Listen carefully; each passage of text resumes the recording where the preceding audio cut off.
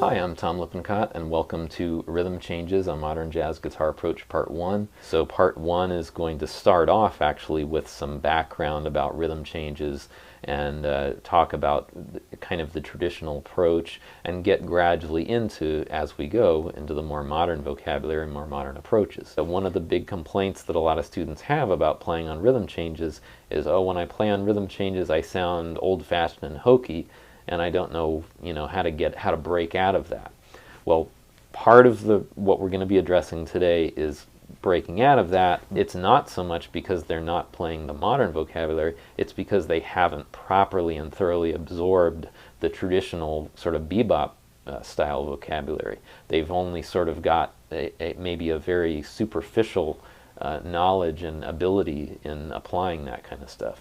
So that's another thing too, is if you listen to, let's say, Charlie Parker or Bud Powell or Dizzy Gillespie playing on rhythm changes on a recording from the 1940s, I don't think very many people would say, oh, it sounds hokey and old-fashioned. It's a song or a set of chord changes that are based on a specific song, George Gershwin's song, I Got Rhythm. So now if we look over on pages 3 and 4, we see all this stuff that we just talked about written out in one chord progression. And again, I want to caution you, that's not to say this is the written in stone bebop version of the rhythm changes. This is just one possible version of it.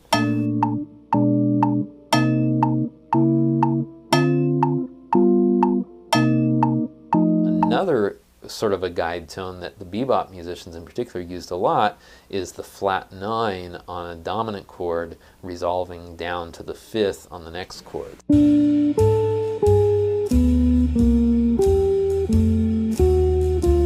Player that's comping for you might not play the exact same substitution that you choose to play in that moment, but it's okay. And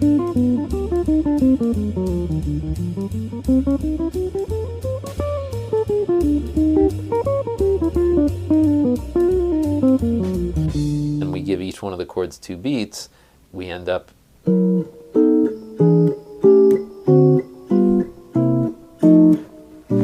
it makes the B flat 7 chord happen right in the perfect place.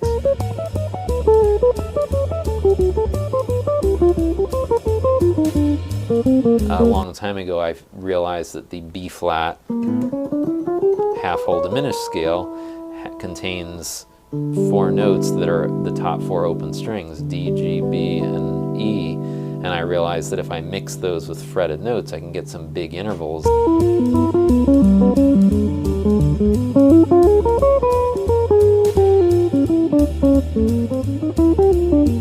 Example 15, typical bebop vocabulary on bridge.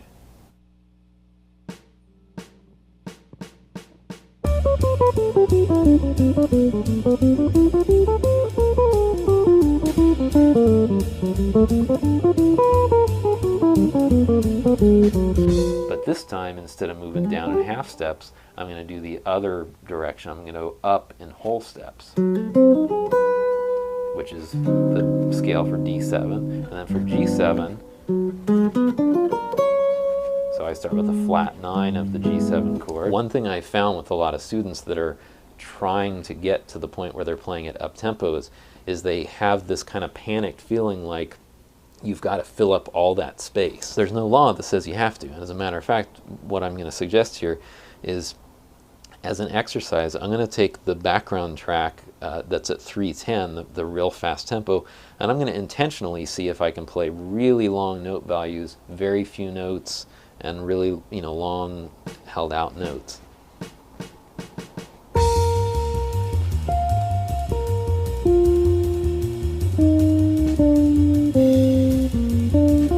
Okay, so finally, example 20 is this recording of me improvising a chorus at an up tempo, and I use example 19 as my jumping off point.